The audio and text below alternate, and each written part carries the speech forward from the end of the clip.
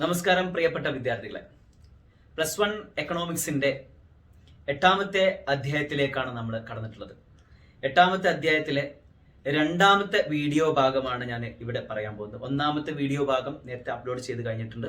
നിങ്ങൾ എല്ലാവരും 1ാമത്തെ വീഡിയോ ഭാഗം കണ്ടു എന്ന് ഞാൻ പ്രതീക്ഷിക്കുന്നു. 2ാമത്തെ വീഡിയോ ഭാഗമാണ് അടിസ്ഥാന സൗകര്യങ്ങൾ എന്ന് പറയുന്ന അധ്യായത്തിന്റെ 2ാമത്തെ വീഡിയോ ഭാഗമാണ് നമുക്ക് പറയാൻ പോകുന്നത്. അപ്പൊ എല്ലാ വിദ്യാർത്ഥികളും വീഡിയോ ക്ഷമാപൂർവ്വം കാണുക. വീഡിയോ നമ്മുടെ ഈ ചാനൽ, നമ്മുടെ യൂട്യൂബ് ചാനൽ ആരെങ്കിലും സബ്സ്ക്രൈബ് ചെയ്യാത്തവരുടെ വിദ്യാർത്ഥികളുണ്ടെങ്കിൽ ദയവായി സബ്സ്ക്രൈബ് ചെയ്യുക. നമ്മുടെ ഈ യൂട്യൂബ് ചാനലിൽ നമ്മൾ അപ്ലോഡ് ചെയ്യുന്ന എല്ലാ വീഡിയോസും നിങ്ങൾ മറ്റുള്ള വിദ്യാർത്ഥികളിലേക്ക് ഷെയർ ചെയ്ത് നൽകുക. അപ്പോൾ നമ്മുടെ പാഠഭാഗത്തേക്ക് നമ്മൾ പ്രവേശിക്കാൻ പോവുകയാണ്. ഓക്കെ, ഇനി നമുക്ക് പറയാനുള്ളത് വൈദ്യുതിയാണ്. പവർ ഓർ ഇലക്ട്രിസിറ്റി എന്ന് പറയും. പവർ അല്ലെങ്കിൽ ഇലക്ട്രിസിറ്റി എന്ന് പറയാം, വൈദ്യുതി. ഇന്ന് നമ്മുടെ നിത്യ ജീവിതത്തിന്റെ ഒരു അവിഭാജ്യ ഘടകമാണ് ശരിക്കും പറഞ്ഞാൽ എന്ത്? വൈദ്യുതി. നമുക്ക് ഒരിക്കലും ഒഴിച്ചുകൂടാൻ പറ്റാത്ത ഒരു ഘടകമാണ് വൈദ്യുതി. ഒന്ന് ആലോചിച്ച് നോക്കുക, വൈദ്യുതി ഇല്ലാത്ത ഒരു ദിവസത്തെ കുറിച്ച് നിങ്ങൾ ആലോചിച്ച് നോക്കുക. വളരെ പരിതാപകരമായിരിക്കും ആ ദിവസം. സ്വാഭാവികമായിട്ടും എത്രയധികം പ്രാധാന്യം അർഹിക്കുന്ന ഒന്നാണ് വൈദ്യുതി. ഈ വൈദ്യുതിയുടെ ഉറവിടങ്ങൾ 3 ജലവൈദ്യുതി, താപവൈദ്യുതി, അണുവൈദ്യുതി. ഈ 3 ഉറവിടങ്ങളാണ് ഈ വൈദ്യുതിക്കുള്ള ഉറവിടങ്ങൾ. ഇവിടെ പറയുന്നുണ്ട് എന്താണ്? ഇലക്ട്രിസിറ്റി ബോർഡുകളും കോർപ്പറേഷനുകൾ, സ്വകാര്യ മേഖല കമ്പനികൾ എന്നിവയാണ് എന്തുൽപാദിപ്പിക്കുന്നത്? വൈദ്യുതി ഉൽപ്പാദിപ്പിക്കുന്നത്.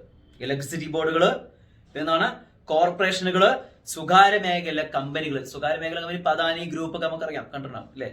ഇവരൊക്കെയാണ് ശരിക്കും എന്തുൽപാദിപ്പിക്കുന്നത്? വൈദ്യുതി ഉൽപ്പാദിപ്പിക്കുന്നത്. പല കമ്പനികൾക്കും, ഇപ്പോൾ പല വലിയ വലിയ മൾട്ടിനാഷണൽ കമ്പനികളെ ഉദ്ദേശിച്ചിട്ടുണ്ടെങ്കിൽ ആ പല കമ്പനികൾക്കും ഇന്ത്യയിൽ അവയുടേതായ സ്വന്തം വൈദ്യുതി നിലയങ്ങളുണ്ട്. അവർക്ക് ഇലക്ട്രിസിറ്റി ബോർഡിനൊന്നും സമീപിക്കേണ്ട ആവശ്യമില്ല. അവർക്ക് സ്വന്തമായ വൈദ്യുതി കാര്യങ്ങളൊക്കെ ഉണ്ട്.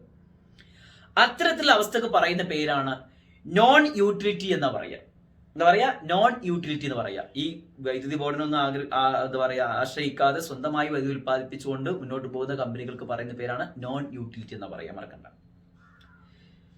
നമുക്കറിയാം, ഇവിടെ പറയുന്നുണ്ട് പ്രാഥമിക ഉറവിടങ്ങളായ കൽക്കരി, പെട്രോളിയം, ജലം, അണുശക്തി എന്നിവയാണ്. പ്രാഥമിക ഊർജ്ജങ്ങളിൽ നിന്ന് ഉൽപ്പാദിപ്പിക്കുന്ന സെക്കൻഡറി ഊർജ്ജമാണ് ശരിക്കും എന്ത്? വൈദ്യുതി. അപ്പൊ വൈദ്യുതിയുടെ പ്രാഥമിക ഉറവിടം എന്ന് പറയുമ്പോൾ, വൈദ്യുതിയുടെ പ്രാഥമിക എന്ന് പറയുക ഉറവിടം എന്ന് പറയുമ്പോൾ എന്തൊക്കെയാണത്? കൽക്കരി, പെട്രോളിയം, ജലം, അണുശക്തി എന്നിവയാണ് വൈദ്യുതിയുടെ പ്രാഥമിക ഉറവിടങ്ങൾ. അതിന്റെ സെക്കൻഡറി ഉറവിടമാണ് ശരിക്കും എന്ത്? വൈദ്യുതി. അപ്പൊ ഇവിടെ പറയുന്നുണ്ട്, ഞാനൊരു പട്ടിക അവിടെ എഴുതി കാണിക്കാം, പട്ടിക നിങ്ങൾക്ക് കാണിക്കാം. ആ പട്ടികയിൽ എന്താണ്? ഇന്ത്യയുടെ വൈദ്യുത ഉൽപാദനത്തെ കുറിച്ച് പറയുന്നുണ്ട്. ഇന്ത്യയിലെ വൈദ്യുത ഉൽപാദനം, ഏറ്റവും കൂടുതൽ വൈദ്യുതി ഉൽപ്പാദിപ്പിക്കുന്നത് എവിടെയാണ്? അത് നിങ്ങൾക്ക് ആ പട്ടിക നോക്കിയാൽ കാണാൻ പറ്റും. എന്താ പട്ടികയിൽ പറയുന്നത്? അതിൽ ഊർജ്ജം എന്ന് പറയുന്ന ഒരു ഭാഗം കാണാൻ പറ്റും. അതേപോലെ തന്നെ ഊർജ്ജ ഉറവിടം മറ്റൊരു ഭാഗത്ത് ശതമാനം കാണാൻ പറ്റും. അതിൽ താപവൈദ്യുതി എത്രയാണ്? 70% താപവൈദ്യുതി ഉൽപ്പാദിപ്പിക്കുന്നത്. നമ്മൾ നേരത്തെ പഠിച്ചിട്ടുണ്ട്. ജലം പ്ലസ് കാറ്റ്, ജലത്തു നിന്നും കാറ്റിൽ നിന്നും ഉൽപ്പാദിപ്പിക്കുന്ന വൈദ്യുതി എത്ര ശതമാനം? 16% ജലത്തിൽ നിന്നും കാറ്റിൽ നിന്നും വൈദ്യുതി. അണുവൈദ്യുതി എത്രയാണ്? 2% എന്ത് ഉപയോഗിക്കുന്നത്? അണുവൈദ്യുതി. മറ്റുള്ള സംഭവങ്ങൾ എന്ത് ഉപയോഗിക്കുന്ന വൈദ്യുതി? സൂര്യപ്രകാശം അങ്ങനെയൊക്കെ ഉദ്ദേശിക്കുന്നത്. എത്രയാണ്? 12% അതിൽ ഉപയോഗിക്കുന്നത്. അപ്പൊ ഇതാണ് ആ പട്ടികയിൽ നമുക്ക് കാണാൻ പറ്റും അല്ലെ? അതിൽ പട്ടികയിൽ പറയുന്നത് ശ്രദ്ധിക്ക്. ഇന്ത്യയിലെ ഏറ്റവും വലിയ ഊർജ്ജ എന്ന് പറയാം ഉറവിടം എന്ന് പറയുന്നത് ഏതാണ്? താപോർജ്ജമാണ്. താപമാണ് ഏറ്റവും വലിയ ഊർജ്ജവും അല്ലെ? മേൽച്ചത്തെ പട്ടിക നമുക്ക് മനസ്സിലാക്കാൻ പറ്റും. ആകെയുള്ള 70% താപമാണ്. ജലം, കാറ്റ്, അണുശക്തി എന്നിവയിൽ നിന്നൊക്കെ ഊർജ്ജം കാര്യമായ മലിനീകരണം ഉണ്ടാക്കുന്നില്ല. പക്ഷേ ആകെ ഉൽപ്പാദിപ്പിക്കുന്ന ഊർജ്ജത്തിന് ചെറിയൊരു ശതമാനം മാത്രമേ ഇതിനുള്ളൂ. ഈ മലിനീകരണം ഇല്ലാത്ത ഊർജ്ജമാണിത്. ജലം പ്ലസ് കാറ്റ് ഇതൊക്കെ. പക്ഷെ താപവൈദ്യുതിക്ക് നല്ല മലിനീകരണം ഉണ്ടാവും, പുതുക്കാൻ കഴിയൂല. മറ്റേത് പുതുക്കാൻ കഴിയും അല്ലെ? അപ്പോൾ പാരമ്പര്യം അല്ലെങ്കിൽ പാരമ്പര്യ ഊർജ്ജം എന്ന് പറയാം, പാരമ്പര്യ ഊർജ്ജം എന്ന് പറയാൻ പറ്റും. ഓക്കെ, അപ്പോൾ നമുക്കിത് മനസ്സിലാക്കേണ്ടതാണ്. ഈ പട്ടിക നോക്കിക്കഴിഞ്ഞാൽ മനസ്സിലാക്കാൻ പറ്റും. ഓക്കെ, ഈ ഭാഗത്ത് നാം മനസ്സിലാക്കണം. ഇനി നമുക്ക് പഠിക്കാനുള്ളത് ഇന്ത്യയിലെ വൈദ്യുത മേഖല നേരിടുന്ന ചാലഞ്ചസ്, വെല്ലുവിളികളാണ്. വൈദ്യുത മേഖല നേരിടുന്ന വെല്ലുവിളികൾ ആദ്യമായിട്ട് ഒന്നാമതായി എടുത്ത് പറയുന്നുണ്ട്. ഉയർന്നുകൊണ്ടിരിക്കുന്ന ഒരു സാമ്പത്തിക വളർച്ച ആണ് ഇന്ത്യ അല്ലെ? വളർന്നുകൊണ്ടിരിക്കുന്ന ഒരു രാജ്യമാണ് ഇന്ത്യ. ഇന്ത്യയുടെ ഉയർന്ന വളർച്ചാ നിരക്കിന് ആവശ്യമായ വൈദ്യുതോൽപാദനം എവിടെ ഇല്ല? ഇന്ത്യയിലില്ല. ഇതിന് ഒന്നാമത്തെ വെല്ലുവിളി. വളർന്നുകൊണ്ടിരിക്കുന്ന അല്ലെങ്കിൽ വളർന്നുകൊണ്ടിരിക്കുന്ന ഇന്ത്യയുടെ വളർച്ചയ്ക്ക് ആവശ്യമായ വൈദ്യുതി ഉൽപ്പാദനം ഇവിടെ ഇല്ല, ഇന്ത്യയിലില്ല. ഒന്ന്. രണ്ടാമതായിട്ട് പറയുന്ന പോരായ്മ എന്ന് പറയുന്നത് വൈദ്യുത ഉൽപാദനത്തിന്റെ സ്ഥാപിത ശേഷി വളരെ കുറവാണ്. വൈദ്യുത ഉൽപാദനത്തിന് ആവശ്യമായ സ്ഥാപിത ശേഷി അവിടെ ഇല്ല, ഇന്ത്യയിലില്ല. ഇത് രണ്ടാമത്തെ പോരായ്മ. മൂന്നാമത്താണെങ്കിലോ നമ്മുടെ സംസ്ഥാനങ്ങൾ എടുത്തു നോക്കുകയാണെങ്കിൽ അവിടുത്തെ ഇലക്ട്രിസിറ്റി ബോർഡുകളൊക്കെ തീരെ കാര്യക്ഷമത ഇല്ലാതെ പ്രവർത്തിക്കുന്നത്. അവിടെ എഫിഷ്യൻസി തീരെ ഇല്ല അവർക്ക്. അത് ഏറ്റവും വലിയൊരു പോരായ്മയാണ് ഇലക്ട്രിസിറ്റി ബോർഡുകളൊക്കെ അവസ്ഥ. നാലാമത്താണ് ഉൽപാദന കേന്ദ്രങ്ങളിൽ നിന്ന് വിതരണ കേന്ദ്രങ്ങളിലേക്ക് എത്തിക്കുമ്പോൾ ധാരാളം വൈദ്യുതി എന്താവുന്നത് നഷ്ടപ്പെട്ടു പോകുന്നുണ്ട്. രണ്ട് തരത്തിലാണ് വൈദ്യുതി നഷ്ടപ്പെടുന്നത്, മറക്കണ്ട, വളരെ പ്രധാനപ്പെട്ട രണ്ട് തരത്തിലാണ്. ഒന്ന് ട്രാൻസ്മിഷൻ നഷ്ടം എന്ന് പറയും, അതായത് നമ്മൾ വൈദ്യുതി എന്താ പറയുക അയക്കുമ്പോൾ നഷ്ടപ്പെടുന്നതാണ് ഈ ട്രാൻസ്മിഷൻ ലോസ് എന്ന് പറയും. മറ്റത് ഡിസ്ട്രിബ്യൂഷൻ ലോസ് എന്ന് പറയും, അതായത് നമ്മൾ എന്താ പറയുക വിതരണം നടത്തുമ്പോൾ വൈദ്യുതി ട്രാൻസ്ഫോമറിലെത്തി അവിടെ നമ്മൾ മറ്റു സ്ഥലങ്ങളിലേക്ക് വിതരണം ചെയ്യുന്ന സമയത്ത് വരുന്ന നഷ്ടത്തിന് പറയുന്നതാണ് ഡിസ്ട്രിബ്യൂഷൻ ലോസ്. ഇങ്ങനെ രണ്ട് തരത്തിലുള്ള ലോസുകൾ വരുന്നുണ്ട്. ഇതും വൈദ്യുതി മേഖല നേരിടുന്ന വെല്ലുവിളിയാണ്. പിന്നെ അതേപോലെ തന്നെ അടുത്ത അഞ്ചാമതായിട്ട് പറയുന്നത് എന്താണ്, വൈദ്യുതിയുടെ ലഭ്യത സുസ്ഥിരമല്ല. നമ്മൾ വൈദ്യുതിയെ പ്രതീക്ഷിച്ചുകൊണ്ട് എന്തെങ്കിലും കാര്യത്തെ ചെയ്യാൻ നോക്കിക്കഴിഞ്ഞാൽ അതിനെ പ്രതീക്ഷിക്കാൻ നമുക്ക് കഴിയില്ല. അത് എപ്പോഴാ വരിക എപ്പോഴാ പോവുക എന്നുള്ളത് നമുക്ക് നേരിട്ട് പറയാൻ പറ്റില്ല. അതൊരു വെല്ലുവിളിയാണ്. അതേപോലെ തന്നെ പറയാം നമ്മുടെ ഇന്ത്യയിലെ ഏറ്റവും വലിയ ഊർജ്ജമാണ്, ഏറ്റവും വലിയ വൈദ്യുതമാണ് ശരിക്കും പറഞ്ഞാൽ എന്ത്, താപവൈദ്യുതി. ഈ താപവൈദ്യുതിക്ക് ആവശ്യമായ കൽക്കരിക്ക് വലിയൊരു ക്ഷാമമാണ് ഇവിടെ നേരിട്ടുകൊണ്ടിരിക്കുന്നത്, ഇന്ത്യയിൽ നേരിട്ടുകൊണ്ടിരിക്കുന്നത്. ഇത്രയും കാര്യങ്ങളാണ് ഇന്ത്യയിലെ വൈദ്യുത മേഖല നേരിടുന്ന വെല്ലുവിളികൾ എന്ന് പറഞ്ഞു കഴിഞ്ഞാൽ വളരെ പ്രധാനപ്പെട്ടതാണ്. ഫസ്റ്റ് എന്താണ്, ഇന്ത്യയിൽ ഉയർന്ന നിലക്ക് വളർച്ചാ നിരക്കിന് ആവശ്യമായ വൈദ്യുതി ഉൽപ്പാദിപ്പിക്കുന്നതിൽ ഇന്ത്യയിൽ ഉൽപ്പാദിപ്പിക്കുന്നില്ല.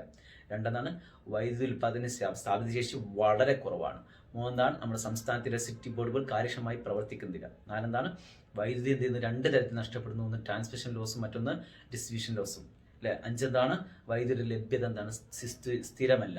ആറെന്താണ്, താപവൈദ്യുതിക്ക് ആവശ്യമായ കൽക്കരി ലഭ്യത വളരെ കുറവാണ്. ഇതാണ് ഇന്ത്യൻ വൈദ്യുത മേഖല നേരിടുന്ന വെല്ലുവിളികൾ. ഓക്കെ, അടുത്തായി പറയാനുള്ളത് വൈദ്യുത മേഖലയെ സംരക്ഷിക്കുന്നതിനുള്ള തന്ത്രങ്ങളെ കുറിച്ച് പറയുന്നത്. എങ്ങനെയൊക്കെയാണ് നമ്മുടെ ഈ വൈദ്യുത മേഖലയെ സംരക്ഷിക്കേണ്ടത്? കാരണം അനിവാര്യമായ ഊർജ്ജമാണ് വൈദ്യുതി, ഒരിക്കലും ഒഴിച്ചുകൂടാൻ പറ്റാത്ത ഊർജ്ജമാണ് വൈദ്യുതി. സ്വാഭാവികമായിട്ടും അത്തരം ആ ഊർജ്ജത്തെ സംരക്ഷിക്കേണ്ട ഒരു കടമ അല്ലെ എല്ലാവർക്കും ഉണ്ട്. ഇവിടെ പറയുന്നതിനുള്ള തന്ത്രങ്ങൾ പറയുന്നത്, ഒന്നാമതായി പറയുന്നുണ്ട് വൈദ്യുതോൽപാദനത്തിലുള്ള പൊതുമേഖലാ നിക്ഷേപം വർദ്ധിപ്പിക്കുക. സർക്കാർ കൂടുതൽ നിക്ഷേപം വൈദ്യുതി ഉൽപ്പാദനത്തിൽ കൊടുക്കുക, ഒരുപാട് പണം അതിലേക്ക് നിക്ഷേപിക്കുക എന്നു വെച്ചാൽ വളരെ പ്രധാനപ്പെട്ടതാണ്. രണ്ടാമത് പറയുന്നുണ്ട് പൊതുമേഖല പങ്കാളിത്തം അല്ലെ, PP അല്ലെ, PPP എന്ത് ചെയ്യുക, പ്രോത്സാഹിപ്പിക്കുക. അതായത് പൊതുമേഖല സ്വകാര്യ പങ്കാളിത്തം, പബ്ലിക് ആൻഡ് പ്രൈവറ്റ് പാർട്ടിസിപ്പേഷൻ എന്ന് പറയാം. PPP, public and private participation. അപ്പോൾ സ്വകാര്യ മേഖലയും രണ്ടിനും കൂടി ഒരുമിച്ച് പ്രോത്സാഹിപ്പിക്കുക. അപ്പോൾ വൈദ്യുതി കൂടുതൽ ഉൽപ്പാദിപ്പിക്കാൻ പറ്റും. മൂന്നാമത് പറയുന്നുണ്ട് ജലവൈദ്യുതി, കാറ്റിൽ നിന്നുള്ള വൈദ്യുതി തുടങ്ങിയ പുതുക്കാവുന്ന ഊർജ്ജങ്ങളുടെ ഉപയോഗത്തെ പ്രോത്സാഹിപ്പിക്കുക. ജലവൈദ്യുതിയും കാറ്റിൽ പിന്നെ സൂര്യപ്രകാശത്തേക്ക് നീ പ്രോത്സാഹിപ്പിക്കാനാണ് പറയുന്നത്. നാലാമത് പറയുന്നത് CFL ലാമ്പുകളുടെ ഉപയോഗം പോലെ ഊർജ്ജ ലാഭം ഉണ്ടാക്കുന്ന തന്ത്രങ്ങൾ അവലംബിക്കുക. CFL ലാമ്പില്ലേ, ഇപ്പൊ CFL അല്ല, അപ്പൊ അതിന് പകരം എന്താണ് LED ലാമ്പുകളാണ് നമ്മൾ ഉപയോഗിക്കുന്നത്. CFL ഇപ്പോൾ വളരെ കൂടുതലാണ് ചിലവ്, അപ്പൊ അതിന് പകരം നമ്മൾ ഉപയോഗിക്കുക LED ലാമ്പുകളുടെ ഉപയോഗം അല്ലെ വർദ്ധിപ്പിക്കുക. പിന്നെ അടുത്തെന്താണ്, അന്താരാഷ്ട്ര സഹകരണത്തോടെ അണുവൈദ്യുതി ഉൽപാദനം വർദ്ധിപ്പിക്കാൻ ശ്രമം നടത്തുക. ആണവോർജ്ജത്തിൽ വളരെയധികം പ്രാധാന്യമുണ്ട്. കെമിക്കൽ റിയാക്ഷനിലൂടെ ഉണ്ടാക്കുന്ന ഊർജ്ജമാണ് ആണവോർജ്ജം. വളരെ പ്രധാനപ്പെട്ട ഊർജ്ജമാണ് അത് ഇന്ത്യയിൽ വെറും 2% മാത്രമേ ഉള്ളൂ. അത് അന്താരാഷ്ട്ര സഹകരണത്തിലൂടെ നമുക്ക് എന്ത് പറ്റും, ആണവോർജ്ജം ഉണ്ടായി കഴിഞ്ഞാൽ ഒരിക്കലും നമുക്ക് വൈദ്യുതക്ഷാമം ഉണ്ടാവില്ല. ഇതൊക്കെ നമുക്ക് ഇതിൽ എന്ത് മനസ്സിലാക്കാറുള്ളത്. ഓക്കെ, ഇതാണ് വൈദ്യുത മേഖലയെ സംരക്ഷിക്കാനുള്ള തന്ത്രങ്ങൾ. നമുക്ക് അടുത്തായി പറയാനുള്ളത്, അടുത്തായിട്ടൊരു അടിസ്ഥാന സൗകര്യമാണത് ആരോഗ്യം, ഹെൽത്ത്. വളരെ പ്രധാനപ്പെട്ടതാണ്. ഇവിടെ പറയുന്നുണ്ട് ആരോഗ്യമുള്ള ഒരു ജനതയാണ് ഒരു സമ്പദ് വ്യവസ്ഥയിലെ ഏറ്റവും പ്രധാനപ്പെട്ട ഉറവിടം. ആരോഗ്യമുള്ള ജനതയ്ക്ക് സമ്പദ് വ്യവസ്ഥയിലെ വളർച്ചയിൽ കാര്യമായ പങ്ക് വഹിക്കാൻ കഴിയുള്ളൂ. ഇവിടെ പറയുന്നുണ്ട് അത് മനുഷ്യ വിഭവമാണ് ഏറ്റവും ഉൽപാദനക്ഷമമായ വിഭവം. കാരണം ആരോഗ്യമുള്ള മനുഷ്യനാണ് മനുഷ്യ വിഭവം. സാമ്പത്തിക വിദഗ്ധന്മാർ ഒരു ജനതയുടെ ആരോഗ്യസ്ഥിതിയെ വിലയിരുത്തുന്നത് താഴെ പറയുന്ന സൂചകങ്ങൾ നോക്കിയാണ്. കുറച്ച് സൂചകങ്ങൾ പറയാം. ഈ സൂചകങ്ങൾ കറക്റ്റ് ആയി കഴിഞ്ഞാൽ ആ രാജ്യത്തെ ആരോഗ്യ മേഖല വളർന്നു എന്ന് പറയാം. എന്തൊക്കെയാണ് ആ സൂചകങ്ങൾ ഇവിടെ പറയുന്നത്? ആദ്യമായി പറയുന്നു ശിശു മരണനിരക്കാണ്. ശിശു മരണനിരക്ക് വളരെ കുറഞ്ഞിരിക്കണം, എന്നാൽ ആ രാജ്യം ആരോഗ്യമുള്ള രാജ്യമാണ്. രണ്ടാമത് പറയുന്നു പ്രസവാനന്തര മരണനിരക്ക്. പ്രസവിക്കുന്ന സമയത്ത് പോഷകാഹാരത്തിന്റെ ലഭ്യത മൂലമൊക്കെ കുറവ് അല്ലെങ്കിൽ ഇല്ലാതെ അവസ്ഥ ഉണ്ടാകുമ്പോഴേ ഇത് സംഭവിക്കുക, ഈ പ്രസവാനന്തര മരണനിരക്ക് അത് കുറയണം. മൂന്നെന്താണ്? ആയുർദൈർഘ്യം, ലൈഫ് എക്സ്പെക്ടൻസി എന്ന ഇംഗ്ലീഷ് പറയുക. ആയുർദൈർഘ്യം ഇത് ഉയരണം. നാലാമത് പറയുന്നു പോഷകസ്ഥിതി, പോഷകാഹാരം, എല്ലാവരിലേക്കും പോഷകാഹാരം കൃത്യമായ രീതിയിൽ ലഭിക്കണം. അഞ്ചാമതായി പറയുന്നു രോഗാതുരത, ആളുകൾക്ക് വല്ലാതെ അസുഖങ്ങളൊന്നും വരാൻ പാടില്ല, അവർക്ക് ഇമ്മ്യൂണിറ്റി പവർ, രോഗത്തെ ചെറുക്കാനുള്ള ശേഷി അവർക്ക് ഉണ്ടായിരിക്കണം, ആണ് ഇമ്മ്യൂണിറ്റി എന്ന് പറയാം. അപ്പൊ നമ്മുടെ കൊറോണ നിങ്ങൾ മനസ്സിലാക്കാൻ പറ്റും, ഇമ്മ്യൂണിറ്റി പവർ ഇല്ലാത്ത ശരീരങ്ങളിലാണ് അത് ഏറ്റവും കൂടുതൽ അപകടം ഉണ്ടാക്കുന്നത്. അടുത്തെന്താണ്? ആരോഗ്യ അടിസ്ഥാന സൗകര്യങ്ങൾ ഉണ്ടായിരിക്കണം. ആരോഗ്യ അടിസ്ഥാന സൗകര്യങ്ങൾ എന്തൊക്കെയാണ് നമുക്കറിയാം. ആശുപത്രികൾ, ഡിസ്പെൻസറികൾ, മരുന്ന് ഷോപ്പുകളൊക്കെ ആരോഗ്യ അടിസ്ഥാന ഇതൊക്കെ ഉണ്ടായിരിക്കണം. ഇവിടെ പറയണ ഒരു രാജ്യം എന്താണ് കൂടുതൽ വികസിതമാകുന്നതോടെ ശിശു മരണനിരക്ക്, പ്രസവാനന്തര മരണനിരക്ക്, ഒരു രാജ്യം കൂടുതൽ വികസിതമാകുന്ന സമയത്ത് നിന്നാണ് ശിശു മരണനിരക്കും പ്രസവാനന്തര മരണനിരക്കും രോഗാതുരതയും എന്ത് ചെയ്യും? കുറഞ്ഞു വരും. അതേസമയം എന്ത് സംഭവിക്കുന്നു? ആയുർദൈർഘ്യം, പോഷകസ്ഥിതി, ആരോഗ്യ അടിസ്ഥാന സൗകര്യങ്ങൾ എന്നിവ മെച്ചപ്പെടുന്നു. ഈ സൂചകങ്ങൾ നോക്കിയാൽ മനസ്സിലാക്കാൻ പറ്റും. ഇതാണ് ഒരു രാജ്യം, അതാണ് ആരോഗ്യ എന്ന് പറഞ്ഞ രാജ്യത്തിന്റെ ആരോഗ്യസ്ഥിതി മെച്ചപ്പെടുക. അപ്പൊ ഇതാണ് ആരോഗ്യം. ഇനി ഈ ആരോഗ്യത്തെ കുറിച്ച് നമുക്ക് വിശദമായിട്ട് നമുക്ക് ചർച്ച ചെയ്യാം. അടുത്തത് നമുക്ക് പഠിക്കാനുള്ളത് ആരോഗ്യ അടിസ്ഥാന സൗകര്യങ്ങൾ, ഹെൽത്ത് ഇൻഫ്രാസ്ട്രക്ചർ. എന്താണ് ആരോഗ്യ അടിസ്ഥാന സൗകര്യങ്ങൾ? ആരോഗ്യ അടിസ്ഥാന സൗകര്യങ്ങൾ എന്ന് പറയുമ്പോൾ ശ്രദ്ധിച്ചോ, ജനങ്ങളുടെ ആരോഗ്യ സംരക്ഷണത്തിന് അടിസ്ഥാന സൗകര്യങ്ങൾ ഉണ്ടായിരിക്കേണ്ടത് അതിപ്രധാനമാണ്. അതെല്ലാവർക്കും അറിയാം. ആരോഗ്യ അടിസ്ഥാന സൗകര്യങ്ങൾ എന്തൊക്കെയാണ്? ആരോഗ്യ അടിസ്ഥാന സൗകര്യം എന്ന് പറയുമ്പോൾ ഒന്നാമത് പറയുന്നു ആശുപത്രികളാണ്. ഒന്നാമത് ആരോഗ്യ അടിസ്ഥാന സൗകര്യം ഒന്നാമതാണ് ആശുപത്രികളാണ്. രണ്ടാമതാണ് ഡോക്ടർമാര്, നഴ്സുമാര് തുടങ്ങിയ പ്രൊഫഷണലുകൾ ഉണ്ടായിരിക്കണം. ഡോക്ടർമാരുണ്ടായിരിക്കണം, നഴ്സുമാരുണ്ടായിരിക്കണം, പിന്നെ എന്താണ് തുടങ്ങിയ പ്രൊഫഷണലുകൾ ഉണ്ടായിരിക്കണം, മറ്റുള്ള ആൾക്കാർ എക്സെട്ര പോകുന്നു. മൂന്നാമത് പറയുന്നത് കിടത്തി ചികിത്സിക്കാനുള്ള സൗകര്യം ഉണ്ടായിരിക്കണം. കിടത്തി ചികിത്സാ സൗകര്യം ഉണ്ടായിരിക്കണം. കിടത്തി ചികിത്സാ സൗകര്യം ഉണ്ടായിരിക്കണം. നാലാമത് പറയുന്നു ചികിത്സാ ഉപകരണങ്ങൾ ഉണ്ടായിരിക്കണം. അഞ്ചാമത് പറയുന്നു വേണ്ടത്ര ഔഷധം ഉണ്ടായിരിക്കണം, മരുന്നുണ്ടായിരിക്കണം വേണ്ടത്ര, അല്ലെ? എന്താണ് ഇത്തരം അടിസ്ഥാന സൗകര്യങ്ങളിൽ ജനങ്ങളിലെ എല്ലാ വിഭാഗങ്ങൾക്കും ലഭ്യമാക്കുന്ന അതിപ്രധാനമാണ്. സ്വാതന്ത്ര്യ പ്രാപ്തിക്ക് ശേഷം ഇന്ത്യയിലെ ആരോഗ്യ അടിസ്ഥാന സൗകര്യങ്ങൾ വൻതോതിൽ വികസിതമായിട്ടുണ്ട്.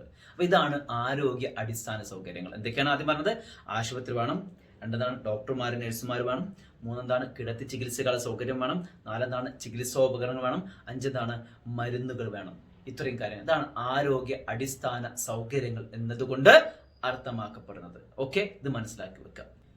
നമുക്ക് ഇനി പഠിക്കാനുള്ളത് ഇന്ത്യയിലെ പൊതുജനാരോഗ്യ അടിസ്ഥാന സൗകര്യങ്ങൾ എന്തൊക്കെയാണ്? ഇന്ത്യയിലെ പൊതുജനാരോഗ്യ അടിസ്ഥാന സൗകര്യങ്ങൾ എന്തൊക്കെയാണ്, അതിന്റെ അവസ്ഥ എന്താണ് നമുക്ക് പഠിക്കാം. 1951 മുതൽ 2014 വരെയുള്ള ഒരു കണക്ക് ഞാൻ ഇവിടെ കൊടുക്കണം, ഒരു പട്ടിക. ആ പട്ടികയിൽ നിങ്ങൾക്ക് എന്ത് ചെയ്യാൻ പറ്റും? ഇന്ത്യയിലെ അടിസ്ഥാന സൗകര്യം, പൊതുജനാരോഗ്യ അടിസ്ഥാന സൗകര്യങ്ങൾ എന്തൊക്കെയാണ് നമുക്ക് ആ പട്ടിക കണ്ടെത്തിയാൽ മനസ്സിലാക്കാൻ പറ്റും. ഓക്കെ, ഞാൻ പട്ടിക പറയാൻ പോകാൻ ശ്രദ്ധിക്കാം.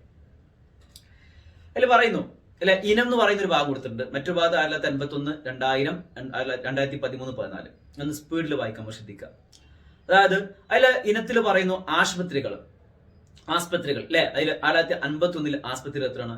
2694 ഹോസ്പിറ്റലുള്ളത്. അത് 2000 ആയപ്പോഴേക്ക് എത്രയത്? 15888 ആയിട്ട് ഉയർന്നു. അത് 2014 ആയപ്പോൾ എത്രയായി? 19817 ആയിട്ട് ഹോസ്പിറ്റലുകൾ ഉയർന്നു. വലിയ ഹോസ്പിറ്റലുകാരായിട്ട് പറയുന്നത് ഉയർന്നു. രണ്ടാമത് ഇന്ത്യയിൽ കിടത്തി ചികിത്സ സൗകര്യം അല്ലെ, കട്ടിൽ അല്ലെ, അതേപോലെ പറയാ ഡിസ്പെൻസറി, മരുന്ന് സൗകര്യങ്ങൾ അതെന്തൊക്കെയാണ്? ഇവിടെ പറയുന്നു 1951 ആയപ്പോഴേക്കും എന്താ പറയുക, ചെറിയ ഹോസ്പിറ്റൽ ഉദ്ദേശിക്കുന്നുണ്ട്, ചെറിയതും കട്ടിലും സൗകര്യങ്ങളൊക്കെ 1,17,000. അത് കാണുന്ന 0 കുറവാണ്, പക്ഷെ എന്താ പറയാ 1,17,000 കണക്ക്. പിന്നെ എന്താ പറയാ 2000 ആയപ്പോഴേക്ക് എത്ര? 7,19,861 ആയിട്ട് ഉയർന്നു. അത് പിന്നെ 2014 ആയപ്പോഴേക്കും എത്രയത് 6,28,708 ഉയർന്നു. അത് കാണാൻ നമുക്ക് ഓരോ മേഖല ഈ ഉയർച്ചയാണ് കാണുന്നത് അല്ലെ. അതേപോലെ ഡിസ്പെൻസറികൾ, മരുന്ന് മാത്രമുള്ള മരുന്ന് ശാലകൾ അല്ലെ, ഇന്ത്യയിലെ മരുന്ന് ശാല ഗവൺമെന്റിന് ഉദ്ദേശിക്കുന്നുണ്ടാവും മരുന്ന് ശാലകൾ.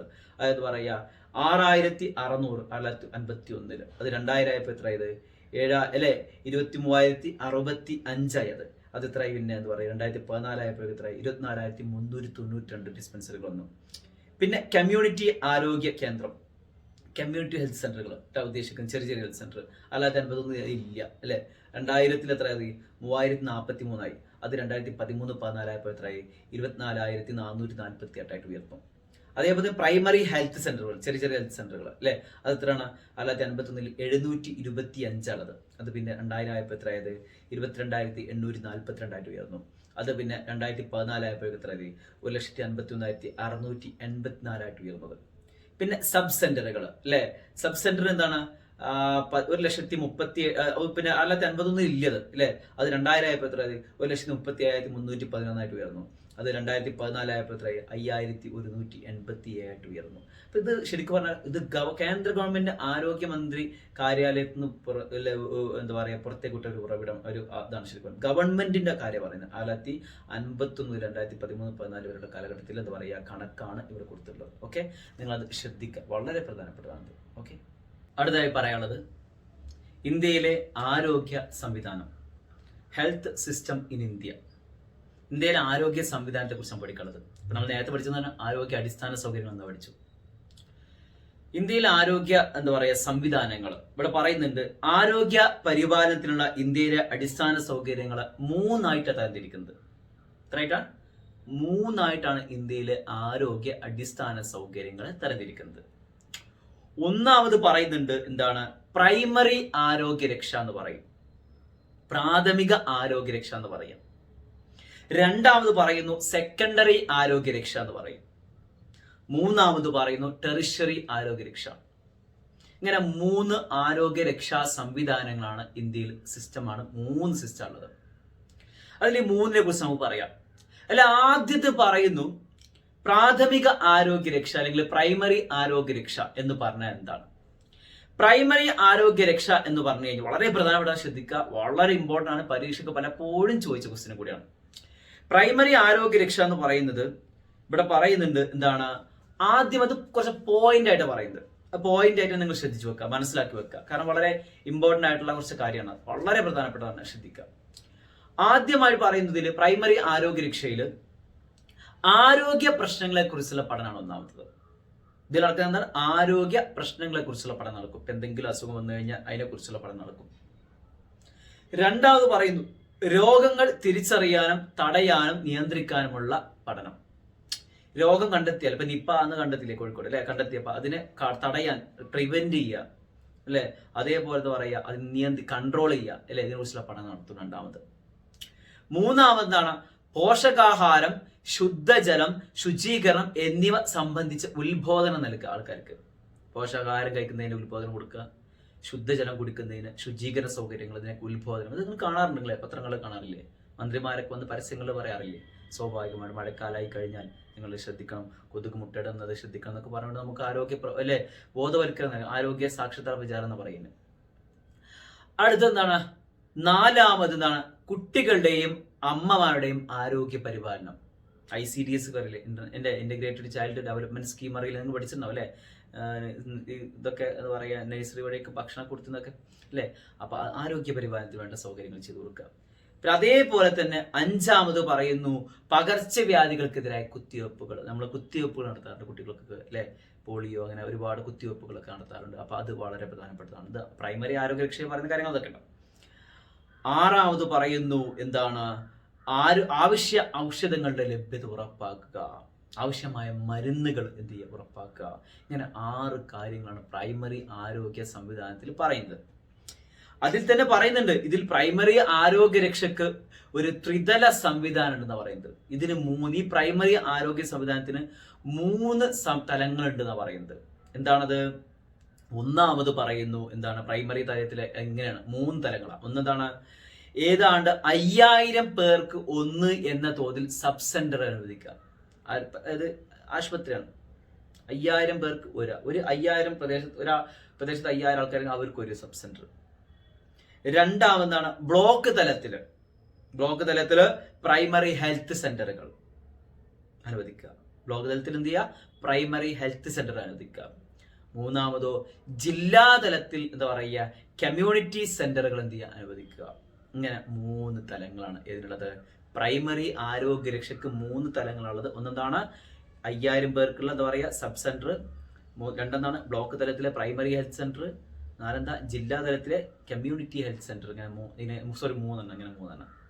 Sub centre, primary health centre, community health centre അല്ലെ, എന്നിവയിൽ പരിമിതമായ സൗകര്യങ്ങളെ ഉണ്ടാകൂ. വളരെ കുറഞ്ഞ സൗകര്യങ്ങൾ അതിലുണ്ടാവുള്ളൂ അല്ലെ. രോഗികൾക്ക് കൂടുതൽ മെച്ചപ്പെട്ട ചികിത്സാ സൗകര്യങ്ങൾ ആവശ്യമായി വരുമ്പോൾ അവരെ സെക്കൻഡറി ടെറിഷറി ആശുപത്രികളിലേക്ക് റെഫർ ചെയ്യും. അത് പഠിക്കാനുള്ളതാണ്. സെക്കൻഡറി ടെറിഷറി ആശുപത്രി. ഇത് പ്രൈമറിയാണ് പഠിക്കുന്നത്. പ്രൈമറിയിൽ ഈ 3 ചെറിയ ചികിത്സാ സൗകര്യങ്ങൾ ഉണ്ടാവുള്ളൂ. വലിയ സൗകര്യങ്ങൾ സെക്കൻഡറിയിലാണ് പറയുന്നത്. അപ്പൊ എന്താണ് സെക്കൻഡറി നമുക്ക് പറയാം. അപ്പൊ എന്താണ് പ്രൈമറി നിങ്ങൾ മനസ്സിലാക്കിയിട്ടുണ്ടാവും. ഇനി അടുത്തത് സെക്കൻഡറി അല്ലെ. ആരോഗ്യ സംവിധാനത്തിന്റെ 2ാമത്തെ തരമാണെന്ന് സെക്കൻഡറി ആരോഗ്യരക്ഷ. സെക്കൻഡറി ആരോഗ്യരക്ഷയിൽ പറയുന്നതാണ് ഇവിടെ പറയുന്ന സെക്കൻഡറി ആരോഗ്യരക്ഷാ സ്ഥാപനങ്ങളിൽ എന്തൊക്കെയാണ്? അവിടെ എന്തൊക്കെ സൗകര്യം ഉണ്ടായിരിക്കും? എക്സ്റേ സൗകര്യങ്ങൾ ഉണ്ടായിരിക്കും, സ്കാനിങ് സൗകര്യങ്ങൾ ഉണ്ടായിരിക്കും, പിന്നെ അതേപോലെ തന്നെ ECG സൗകര്യങ്ങൾ ഉണ്ടായിരിക്കും, പിന്നെ അതേപോലെ തന്നെ സർജറി തുടങ്ങിയുള്ള സൗകര്യങ്ങൾ ഉണ്ടായിരിക്കും. അങ്ങനത്തെ ആശുപത്രികൾക്ക് വരുന്നതാണ് സെക്കൻഡറി ആരോഗ്യരക്ഷ. മറ്റേത് ചെറിയ പ്രാഥമിക ആരോഗ്യരക്ഷ. ഇത് സെക്കൻഡറി. ജില്ലാ ആസ്ഥാനങ്ങളിലും പ്രധാനപ്പെട്ട പട്ടണങ്ങളിലുമാണ് സെക്കൻഡറി ആരോഗ്യ സംവിധാന സൗകര്യം ഉണ്ടായിരിക്കുക. അപ്പോൾ സെക്കൻഡറി ആരോഗ്യ രക്ഷാ സംവിധാനം ഉണ്ടായിരിക്കുന്ന എവിടേക്കായാലും ജില്ലാ ആസ്ഥാനങ്ങളിലും പ്രധാനപ്പെട്ട പട്ടണങ്ങളിലും ഉണ്ടായിരിക്കുന്ന സൗകര്യമായിരിക്കും സെക്കൻഡറി ആരോഗ്യ രക്ഷ. അപ്പൊ നമുക്ക് ഇനി 3ാമത് പഠിക്കാണ്ട് ടെറിഷറി, അതായത് ത്രിതല ആരോഗ്യ സംവിധാനം. എന്താണ് ത്രിതല ആരോഗ്യ സംവിധാനം? അത് നേരെ പറിച്ചാണ്. അത് ടെറിഷറി ആരോഗ്യ രക്ഷാ കേന്ദ്രങ്ങൾ എന്ന് പറഞ്ഞു കഴിഞ്ഞാൽ എന്താണ് അതിന് മനസ്സിലായി? ആരോഗ്യ സംവിധാനത്തിന്റെ ഏറ്റവും വലിയ മേൽത്തട്ടാണ് ശരിക്കും ത്രിതല. ഉദാഹരണമായിട്ട് പ്രൈമറി എന്ന് പറയുമ്പോൾ ഹെൽത്ത് സെന്റർ നമ്മുടെ നാട്ടില്, സെക്കൻഡറി എന്ന് പറയുമ്പോൾ നമ്മുടെ ജില്ലാ ഹോസ്പിറ്റലുകൾ, ടെറിഷറി എന്ന് പറയുമ്പോൾ എന്താ? മെഡിക്കൽ കോളേജുകൾ തന്നെയാണ് ഇവിടെ പറയുന്നതാണ് അല്ലേ.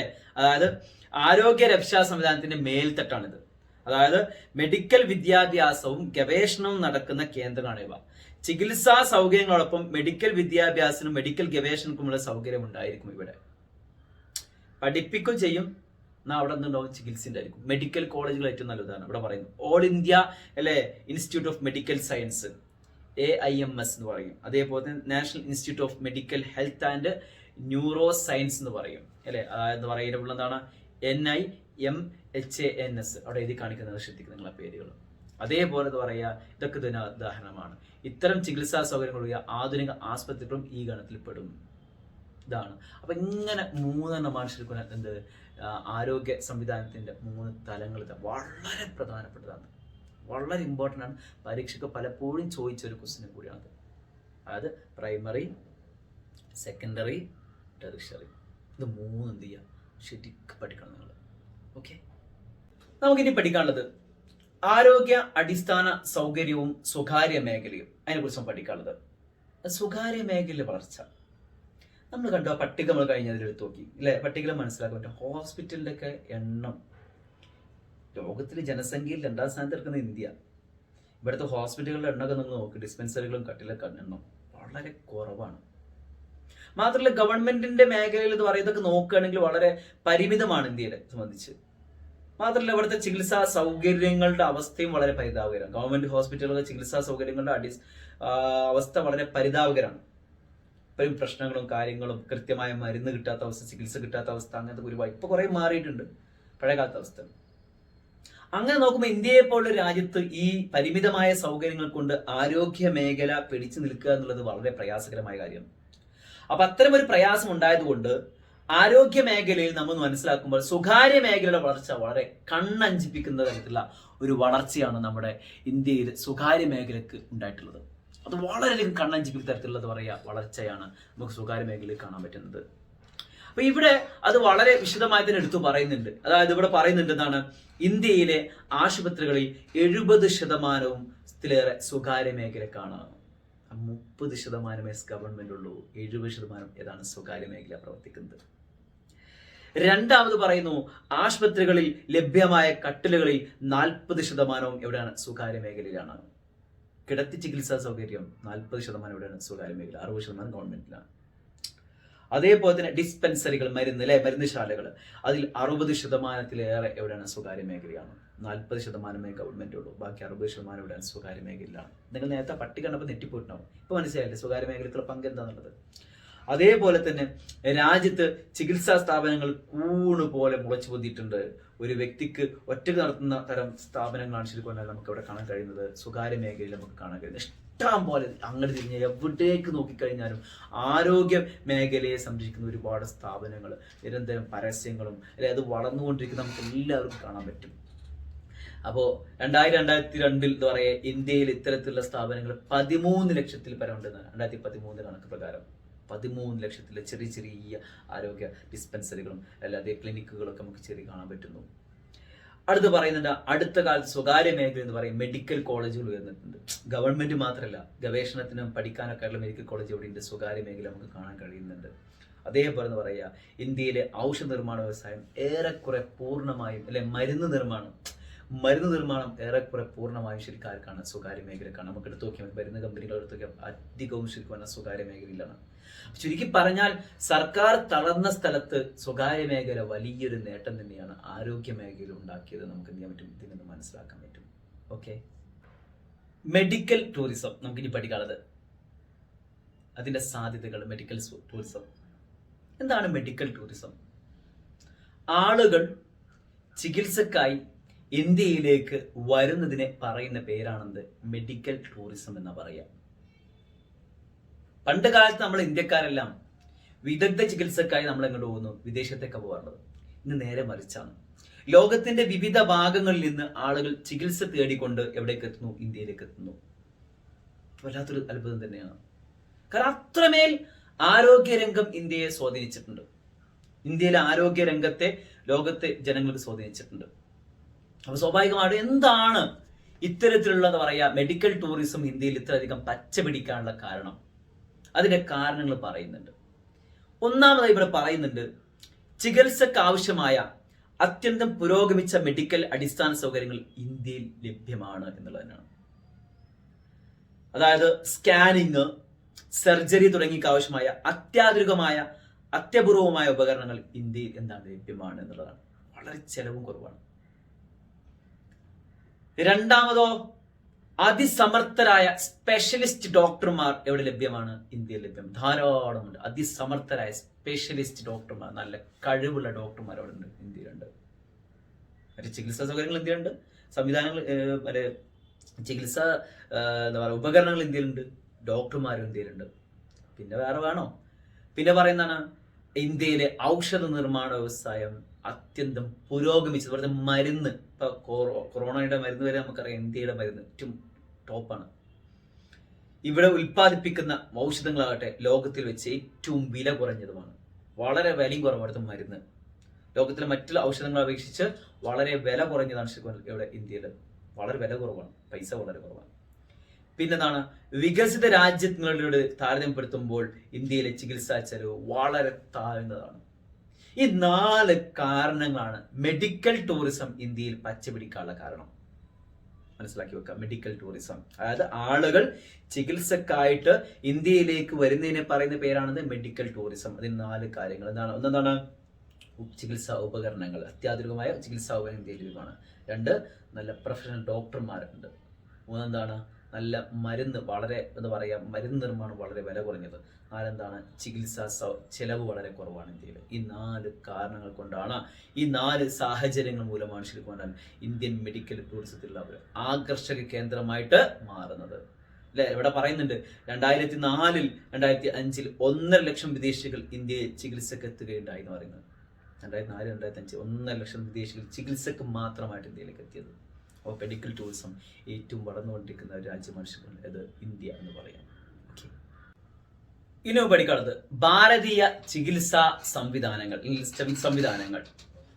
ഭാരതീയ ചികിത്സാ സംവിധാനങ്ങൾ, അതായത് Indian system of medicine, ISM എന്ന് പറയും. ഇന്ത്യൻ സിസ്റ്റം ഓഫ് മെഡിസിൻ അത് ലോകത്ത് ഏറ്റവും എന്താ പറയുക പ്രധാനപ്പെട്ട ഒന്നാണ്.